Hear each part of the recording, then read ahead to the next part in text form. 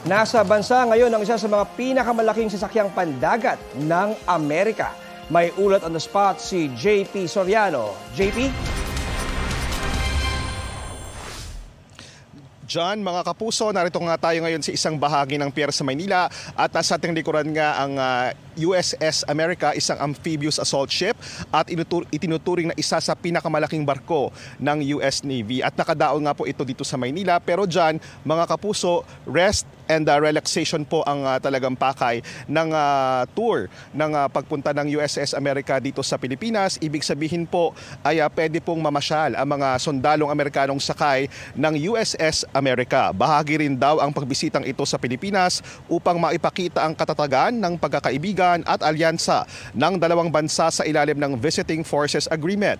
Ang kanilang pagbisita may pahintulot mula sa gobyerno ng Pilipinas.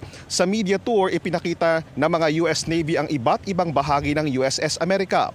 Mula sa gitnang bahagi kung saan ipinaparada at kinukumpuni ang mga US aircraft gaya ng mga fighter jets at helicopters, flight deck kung saan nagte-take off at land ang mga eroplano sa barko, at ang bridge kung saan nakapwesto ang lahat ng control at radio communication ng barko.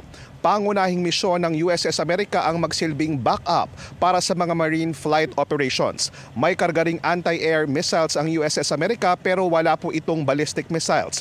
Bago dumaong sa Maynila, galing ng Japan ang USS America at lumahok sa defense exercise na Iron Fist kasama ang US Navy, US Marine Corps at Japan's Maritime and Ground Self-Defense Team. Dumaan po ito ng South China Sea para makarating dito sa Maynila.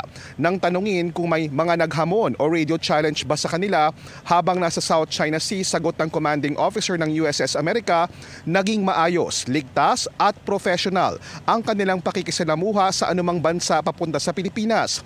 Nauna nang sinabi ng China Foreign Ministry na ang pagpapalakas ng US military sa South China Sea ay nakapagpapalala raw ng tensyon sa rehiyon at nagiging mapanganib para maapektuhan daw ang peace at stability.